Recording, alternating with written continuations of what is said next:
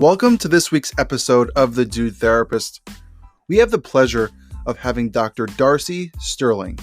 She's a licensed clinical social worker and the host of E!Network's Famously Single. She's the former global ambassador of Tinder and her private practice Alternatives Counseling in New York City, specializing in helping people thrive in their relationships. In addition to providing counseling services, Dr. Darcy teaches online courses on the psychology and science of love and relationships. Her newest course tackles one of the biggest relationship challenges, jealousy. I'm so excited to have this great personality, wonderful human being, and amazing therapist. Let's get right into it.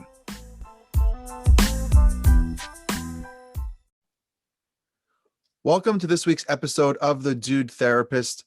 We have a really special guest this week, Dr. Darcy Sterling, who is a relationship expert, has been on TV, all about relationships. And it's my honor to really have her on because I love relationships. I'm married, I'm a therapist, and work with couples and individuals on their relationships all the time. So it's really my pleasure. Darcy, can you please introduce yourself to the listeners? Hey, thanks for having me. So I'm Dr. Darcy Sterling, and I specialize in teaching individuals relationship skills. And that's so important in life because as you know, we all have to deal with relationships in one way or another throughout our life. It's key for everything we do, whether it's work, professional, personal, marriage, anything that we're involved in, friendships, right? And so you started off as a social worker? Yes, I'm a licensed clinical social worker.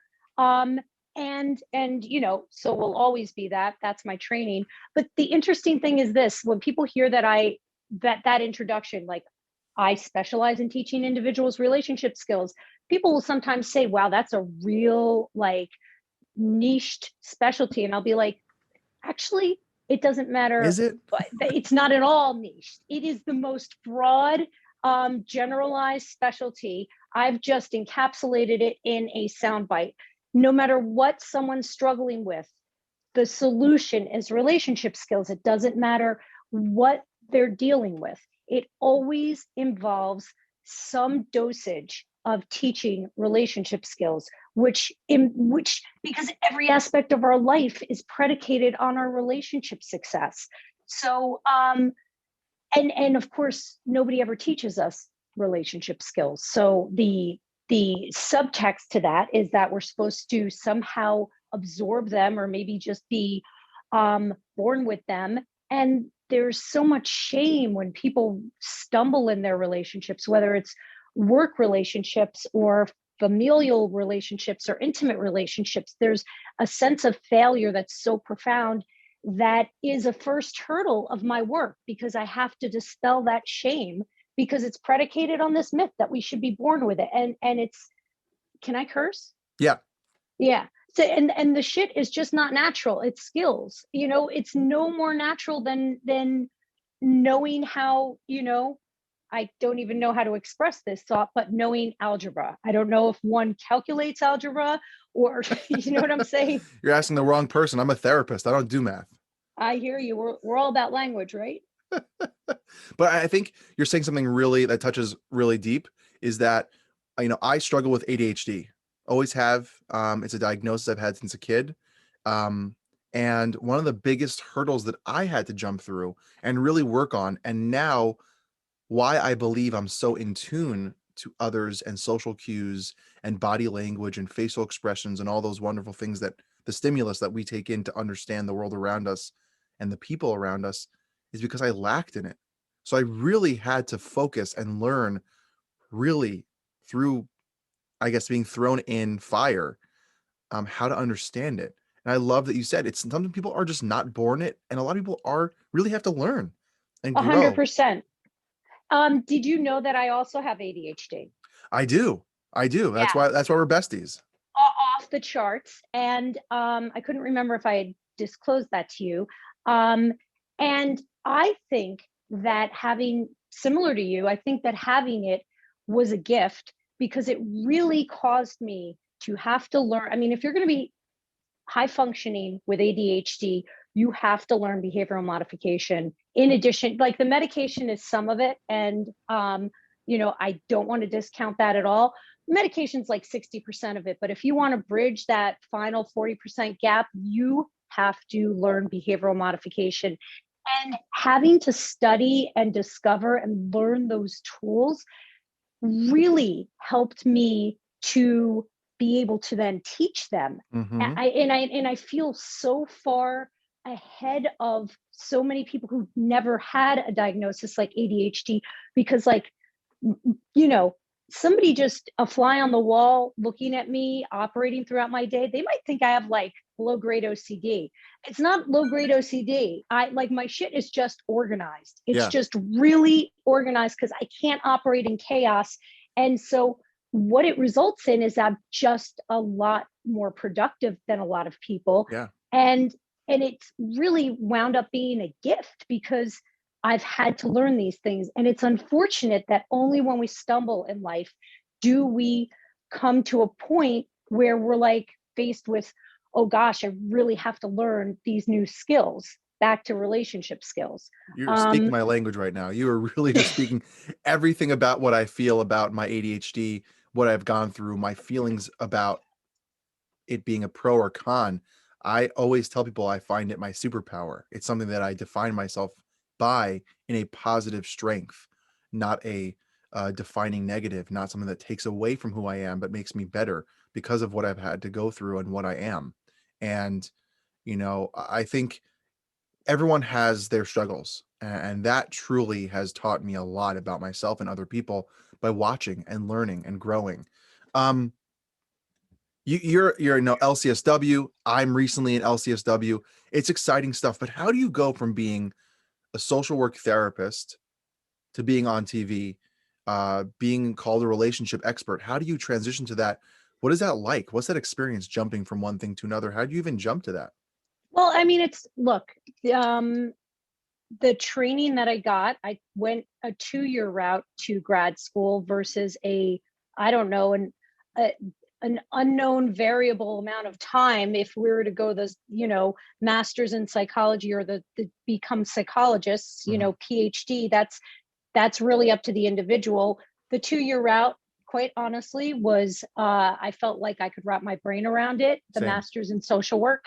And I was like, okay, it's got a beginning, a middle, and an end. It seems like a really structured program. I might be able to get through this. And then it turns out that just the whole route of being a social worker and the training really just speaks to me and my principles and values as a human being. Mhm. Um, I come from a family where my parents weren't college educated, um, and they were people who always provided subtext to my views on the world. So when I would observe someone struggling, and as a very young kid, and was inclined to categorize them one way or another, they would provide subtext. They would provide some information to me that would not be obvious to like someone under the age of 10, Mhm. such as, not everyone has the same opportunities in life. You're lucky. You come from, two parents who are married. We have enough money. We have enough. And so what social work winds up doing is it provides us with a lens of looking at a client that doesn't just look for what's wrong with them, but looks to contextualize everything they're going through and presenting with through a cultural and socioeconomic lens. And what that does, not to get too heady, is it allows us to see people more readily through a lens of strengths rather than through what's wrong with them through pathology. If I, so the social work degree winds up being a really good one for me because um, I I do believe that we have to take into account more than what somebody's stumbling with when Mhm. understanding how they're presenting. Yeah. Um, in the first 15 years of my career, I specialized in working with teenagers and their parents, and that was relationship skills. Yeah. 100%. I was teaching, people back then would say, how does somebody without kids teach parents parenting skills? Well, because it turns out that having kids doesn't just organically provide us with that information. If it did, I love you that know you what just I'm said saying? that. It's like saying like when you're looking for an oncologist, you're not like, hey, have you had cancer? Because I only want to work with somebody who's had cancer.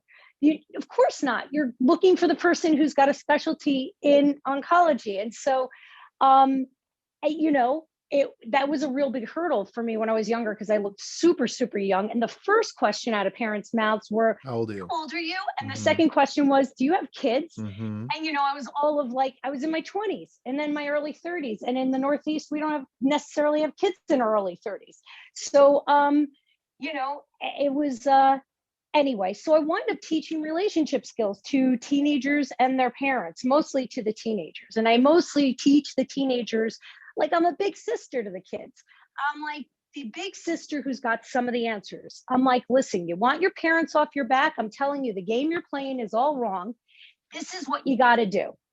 You think that by avoiding them and going out at night and not checking in with them, you're getting distance. And that's not the way to play the game. You actually, if you would just text them twice in the night and be like, hey, how are you? And hey, I'm on my way home. They would be so happy they would never bother you. And it was little stuff like this. And again, you bring that into an adult relationship.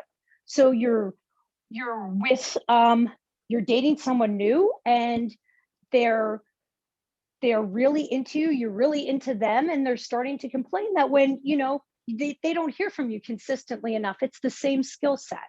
Hey, when you're trying to establish a secure relationship and attachment and a connection to somebody, consistent communication, it's a good idea.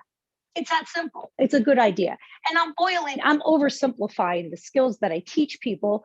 But, you know, so the question was, how did I get on TV? I wrote a book. What happened was I wrote a memoir and I had a manager who was like, listen, your book is never going to get published if you don't start building a platform. I'm like, what's a platform? She's like, well, there's this thing called Facebook that the rest of us are on that you should get on. It's like 2010 at the time, 9 at the time. And I'm so late to the game of Facebook that people who were such holdouts like me started to look weird. So she's like, you got to get on social media. Have to start building a platform. I'm like, okay. She's like, have you ever thought of blogging? So I start doing the social media and I start doing the blogging and I'm writing the book and I'm doing it all so that I can get the book sold. And it turns out that the stuff that I'm doing is the stuff that networks and production companies are looking for, you know, because they want to know that people are actually like you, that you're like somewhat of a known entity, and that when you speak, it's not going to be an empty room that you're speaking to on their television show when they've invested millions in you. Not that we get the millions as the talent, that's just what a television show costs. So I wind up being approached by networks and production companies, you know, from about 2006 on. And then by the time I start building out my platform on social media, you know, I always had this relationship with the E-Network, believe it or not. They were the ones who planted the television bug in my head. They were like, would you ever want to be on TV? And I was like, this was back in 06, literally. And I was like, you know, I might be willing to do it, but I'll tell you what I never want to be. I never want to be a Kardashian. Can I just tell you the number of times I've eaten those words since?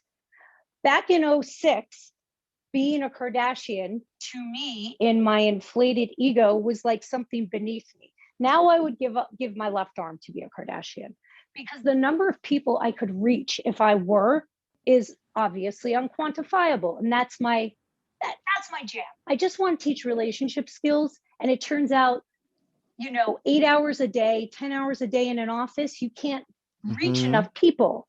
So I don't care how I reach them. social media, that's fine. I try to teach on my social media. I teach in my weekly blog.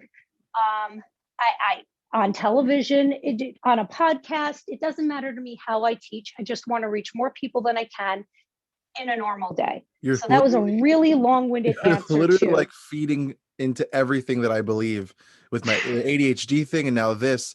You know, I was on the Kelly Clarkson show in 2019 for a quick little thing about fatherhood and parenting and mental health, and there was supposed to be this longer segment that I was going to be just me, and it got cut, and it gave me the bug of like, this is a way to reach people, and I have to be 1,000% honest. I'm a very honest, upfront, vulnerable person.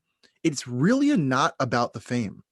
Would I like to Right. be No, the fame famous? is a It downside. would be, There's always a I don't downside want to to be me. in people's eyes in everyone's household and they know like how many times I went to the bathroom to, like, I don't want that kind of fame of like, everyone knows every little nook and cranny of my life, but the ability to have a platform to spread actual help, actual real mental health tips, real practical tools for someone's life to have health and wellness and what it really means from a licensed person. That's my dream. Like, I would love to be the next Dr. Phil. Like, I would love that because I think it gives an opportunity to be able to spread goodness, kindness, and caring to the world that needs it so much. It's like one of my life goals. And so, like, you hearing you talk about that, it's like literally feeding everything. But I really want to turn into the relationship part because, you know, when we talked before and setting up all this recording, we talked about the idea that you have this quiz on jealousy. And I want to focus on, you know, we'll talk about it at the end, but I want to focus on jealousy for a second and how that impacts a relationship.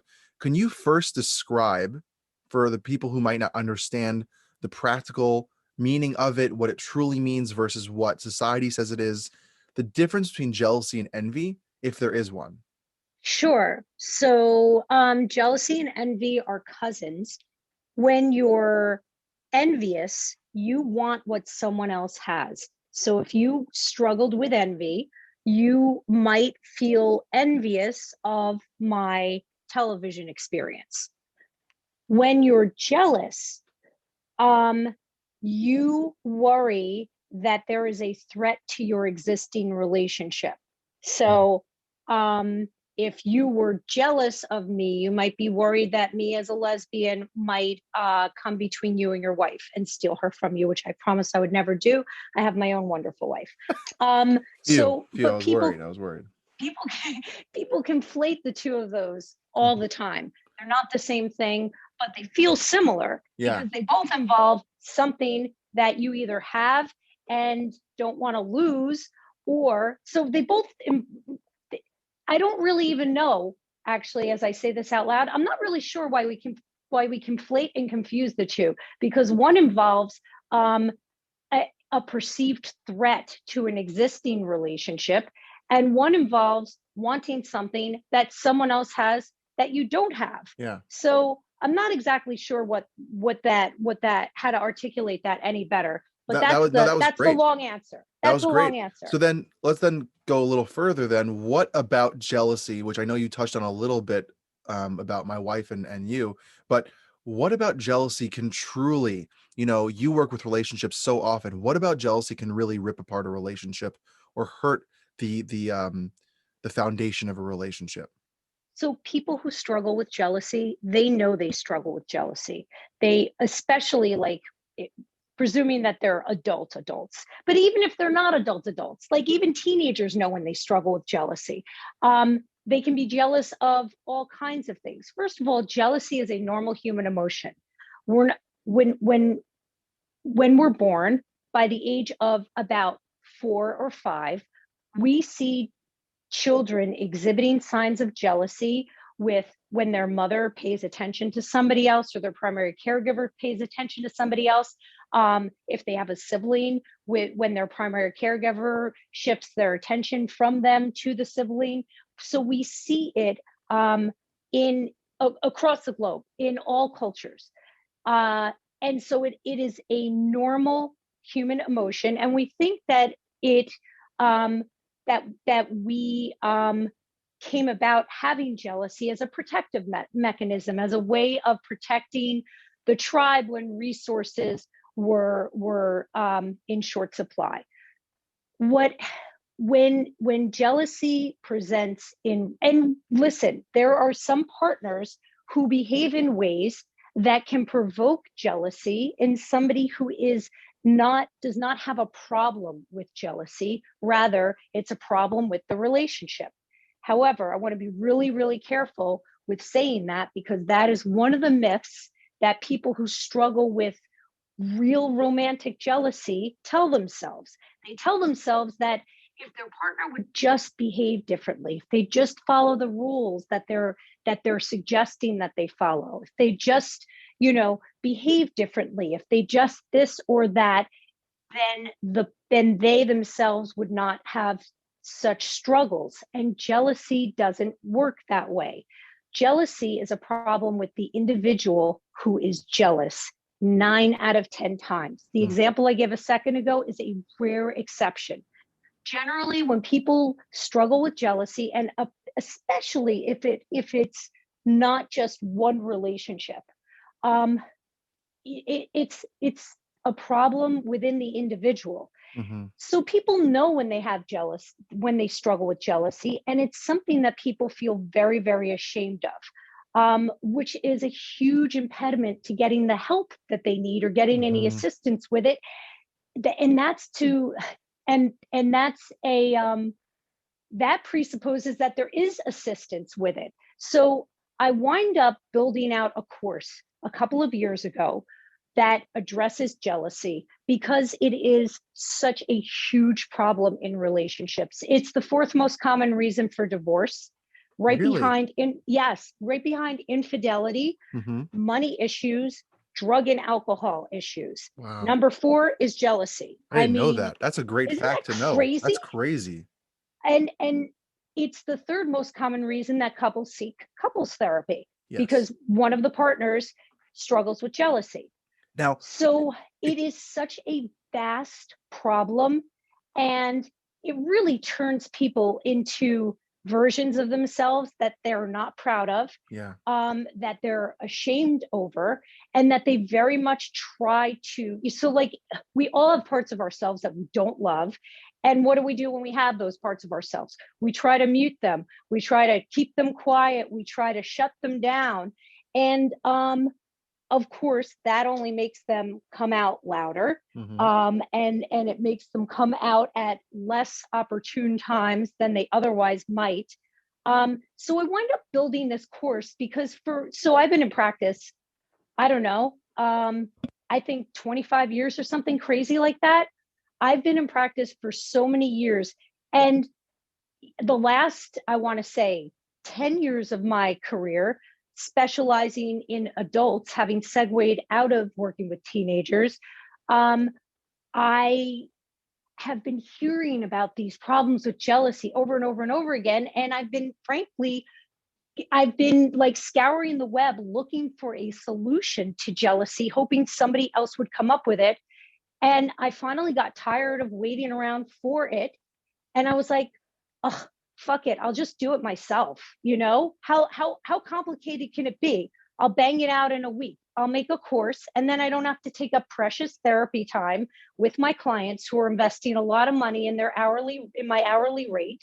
And I can give them this supplemental to the therapy that we're doing, so I don't have to spend time teaching the same tools and skills over and over and over again.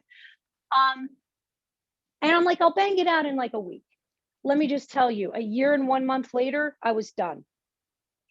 Jealousy, it turns out, is such a complex thing to treat. There's a reason why there are no solutions to it. I get it now. But by the time I realized it, I was in so deep, I couldn't turn back. It was like going it was like going on a cross country trip and only realizing like 2 days in that your GPS isn't working. You're not turning back at that point. You're just pulling over and asking for directions, even if you're a guy. So I'm literally I'm like 6 months into this, and I haven't written a word. I'm just researching and trying to piece together some, because at this point I have a PhD. I have some ethical obligations to not put just shit together out there in the world. And I know how to program develop. So I'm up to my eyeballs in databases trying to piece together which theories can I string together Mm. to create a research-based scientific solution to jealousy. And where I land is it's my course is a hybrid of CBT, addiction therapy, neuroscience, and there's a fourth, attachment theory. Um, Wow. and but it's like unbelievable what I've learned in the process. So I wind up building two versions of this course because not everyone knows who I am, and people aren't going to buy things if they don't know who you are, and if it's super expensive, and if they don't know that the tools work. So I built out an introductory course for $27 that allows people to test drive the course. Um, it's a challenge. It's currently for a 14-day challenge, but I am transitioning it into a 7-day challenge because I think that there is fat in it that I can cut away. That there's no need for it to be 14 days. I can do this in 7 days. And what it allows a student to experience is that the tools work. The tools actually work. And then later this year, I will be launching the large course, which does the deep healing and really employs more of the addiction therapy and more of the attachment theory, Wow. less of the CBT stuff. So yeah, it's been a crazy ride for the last few years. People are like, so how come you don't have a new television show? I'm like, I don't even sleep. All I've been doing is I've been living in this jealousy vortex for like fucking 3 years now. I just can't wait to get out. Like people have been like, oh, I'm so bored during this pandemic. I'm like, I'm dreaming of boredom.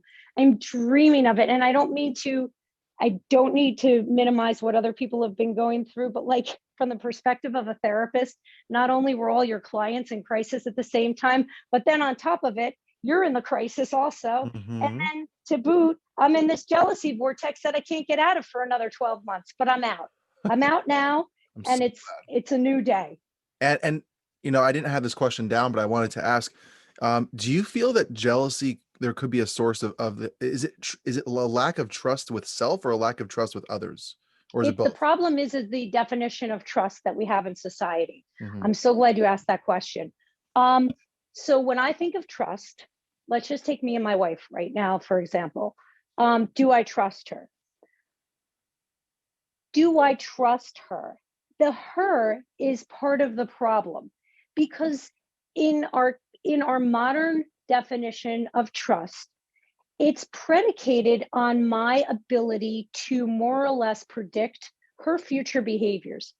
Aside from the fact that my wife also has ADHD and has poor impulse control, and she can't even predict her future behaviors, none of us can really predict another person's future behaviors. So it's like the whole definition of trust is based on this this this concept that we're somehow, if we trust someone, it means we can predict how they're going to behave at a future point. And it's crazy. It's crazy. Not only can't we do that for someone else, we can't even do that for ourselves if we're to be really honest. Now, I don't want to throw people into an existential crisis, the one that I swim in, every other day of my life, where I'm like really drilling down on the meaning to life and that sort of thing, because it's not like a very pleasant place to be. But we do have to, it behooves each of us to really question what it means to trust. So when I think of the term trust, what I think of is I did my due diligence on my wife. I did it in the beginning, and then I made a decision to engage in a long-term relationship with her, which turned into a marriage when they finally let us get married as gay people. It's a decision to believe in a general sense, which doesn't mean that I don't question. It just means that I've made the decision, like the time to do the due diligence has passed. It's passed. people can't be in a position where they're constantly earning your trust. It creates a power imbalance Mm-hmm. in a relationship, Mm. and it creates an endpoint that is so ambiguous and vague that even the person whose emotion of trust is supposed to be building over time can't even tell you when the endpoint is going to be. So Wow. it's a so when I think of trust, I think to myself, I did my due diligence on Steph. I think she's a pretty trustworthy person, meaning that I think that more or less when she says she's going to do something, she does it. And she doesn't lie. She's not a liar. Um, and so when I think of trust, it's, can I trust myself to withstand any anomalies that she presents? So I guess the answer, Eli, is it's trust within oneself Mm. to be able to bear the normal, unpredictable aspects of life that are just a part of life that we can't avoid. Sounds like anxiety. Um, What sounds like anxiety? Jealousy? no, yeah, the idea of worrying about the unknown, the what ifs, the future, the who knows, the where's, the all those questions. 100%. It's 100, which is why I coined the term obsessive jealousy. Mm. So the type of jealousy that my course addresses is not the normal kind of jealousy. It's obsessive jealousy. It's Mm. a type of jealousy that I think should be considered an anxiety disorder, because it is rooted in anxiety. And because I see anxiety as connected to attachment and attachment trauma, Very much so. that is why I use attachment theory, not to get too heady, but that's why I use attachment theory as part of the lens of helping people heal Mm-hmm. through this type of jealousy. I love the combo of the different parts they're using because it makes, as a therapist, I'm listening to it, it makes total sense, all the different parts about why you would put that into treating jealousy. I did a little deep dive into some of your blog posts. I'm not a stalker. I just like to read and wanted to do I'm my. not frightened. There are two posts that I really want to go into for the last 10 minutes or so. Is you wrote a blog post that I found amazing. Why love is irrelevant to the success of your relationship. Now, I think there's this misconception, whether it's based on movies, TV, Disney, whatever fluffy, lovey-dovey thing that you've heard over your course of your life, that, love is, the be all and end all of a relationship. And you're questioning that, or pushing the boundaries and trying to understand what a successful relationship is without love. Can you kind of delve into what you meant or what you talked about in that blog and why it's so important? So it's not that I believe that love is not an important element and is not. I think of love as a verb and not as not in the way that we typically view the word. Mm-hmm. Um, love in the, again, going back to definitions, love in the way our society defines it is an emotion. And so when people come to me and say, I don't know if I'm still in love with my partner, I'm not concerned by that statement, because if we're measuring love at by the same way it felt in the beginning, chances are we're not going to feel the same way, because things change and emotions change over time, but they ebb and they flow. So when I say that love is irrelevant to relationships, I mean that the way you feel moment to moment cannot be consistent. People cannot, when sometimes a client will say to me, I just want to be happy. I'm like, you want to be happy in a minute, like for a moment, or you want to be happy as a consistent state of being? Because I don't, I'm a good therapist. I can't give you that other thing. I can't give you a consistent state of happiness. I can give you moments of happiness, and I can teach you what to do with your life so that you have moments of happiness. What I cannot do is create for you just one state, because by the way, you wouldn't even appreciate it if you didn't have moments where you weren't happy, because you wouldn't have that contradict, you wouldn't have a point of comparison Mm-hmm. in which to recognize that you had the other state, which is happiness. You need the opposite to know what happiness is.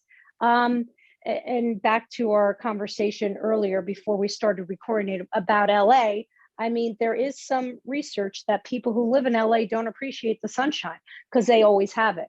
Anyway, that's a different conversation. The point about love being irrelevant is we're focusing on the wrong thing Mm-hmm. in relationships when we focus on how we feel moment to moment. We focus on, do I feel love? Is he the right partner? Rather than, am I engaging in loving behaviors, and am I the best partner I can be? Am I constantly growing as a good partner? Am I I love that. constantly becoming a better partner? We're Mm. so adept at taking other people's inventory and looking outward instead of inward. And so when I say that love is irrelevant, you need to engage in loving behaviors to remain in love. Mm. And you're not always going to feel that loving way. Being in a committed relationship means you show up irrespective of how you feel. That's what that means. That's what your commitment means. That's what, if you get married, your vow means. It means that that's what commitment is. It's showing up to the gym whether you feel like it or not, because you promised yourself you were going to. Mm-hmm. It's that when we get out of bed, and see, we know how to do this professionally, some of us. When we wake up in the morning, we don't ask ourselves, do I feel like working today? Because a lot of us wouldn't show up. I would, just for the record, because I love what I do. But we don't ask ourselves, do I feel like showing up for work? We just do it. And we know that our success and promotions and raises are going to be predicated on whether or not we're growing as we show up for work. We get that.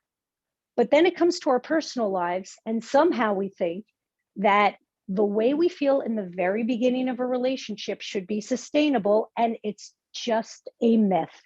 It is not sustainable. What I will tell you is that when you have relationship skills, you can have elements of what you had in the beginning, plus you have the years of bonding, and here I'll use the word trust and security and safety and connection with your partner that you didn't have in the beginning. And on top of it, you can have elements of that Mm-hmm. stuff you had in the beginning, but you got to get off your ass and do some of the shit you did in the beginning. Like, the reason you were in love is because, I don't know, you would write poetry to your partner, you would date your partner, you would go on vacations with your partner, you would communicate with your partner on a level that you stopped doing. So you can't expect to feel the same way when you're not putting in the work. Yeah. It's really not that complicated. If you just go back and look at how you behaved in the beginning when your partner was falling in love with you and you're falling in love with your partner, and you replicate some of those activities and behaviors, you will reintroduce those feelings to your relationship. That's how it works. Wow. And it's very true. Everything you're saying, I have no comments, because it's just, you said it so well on the idea of what it means to be in love, or to keep fighting for a relationship. It has to be constantly active. And you talk about something else about perspective. There was a post that you did I think a month or so ago, where you wrote about the dark side of the bright side, the dark side of the bright side. I'm not sure if you remember that, but I do. what does that mean when you talk It about was the a dark side of the tricky bright one. side? It was a tricky one. I actually initially started investigating that toxic positivity, the concept of toxic positivity, because I got a press request. And I was like, what is this shit called toxic positivity? I'm like, oh, it's that thing that I just didn't have a label for.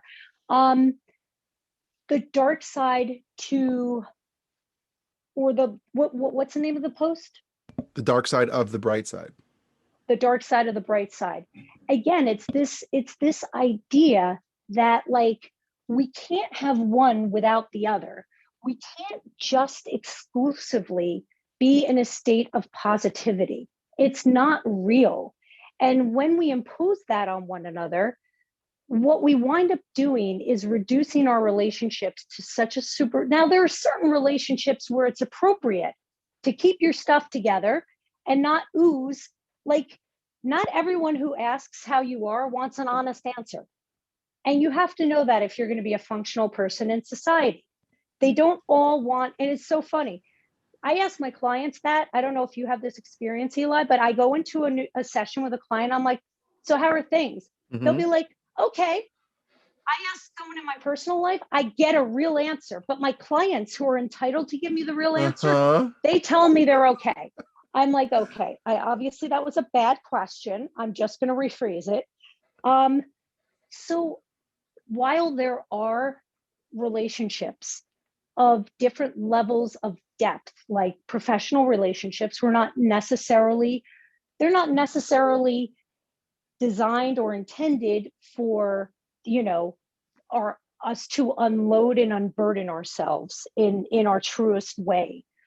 But in our close relationships and in our closest relationships, it does behoove us to allow one another to be honest about how we're doing, and to not just require a level of glitter and sunshine that is not sustainable under any circumstances, but especially, like, we've been in like, it's been a year. You know what I mean? Like, we're all a little weary.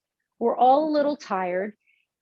And there's something when you can create this space for somebody to be honest about how they're doing and how they've been. And again, I'm not suggesting that everyone become armchair shrinks. I'm just suggesting that, who was it?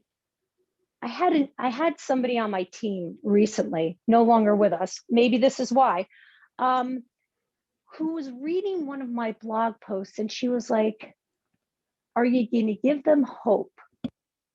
And I'm like, "What do you mean?" She was like, "Well, like, are you just going to end right there?" Because, like, everyone on the team weighs in on my blog before it gets published. And I was like, well, the answers are in the points. I think it was like why you're still single or why you haven't found love. And she was like, are you going to give them hope? And I'm like, the hope is in the flip of the answers. So if you just don't do the thing that you're doing, that I'm saying you're doing, then the opposite is possible. But I'm not going to, part of my personality is to just be honest. And I've never been somebody who can bullshit people. If I think you're doing something wrong, I'm going to say that I think you're doing something wrong. I'm going to try and make it gentle, but, and not sledgehammer you with that information, but it's going to come out of my mouth. I don't know what kind of, I think what that brief that team member who was just on for a brief period of time was speaking to was sort of this contract we have in society that none of us really even consent to. We live in an era of social media and very carefully curated feeds. Are you not going to shoot rainbow and glitter at them? Correct. I am not going to do that. That's not what I do.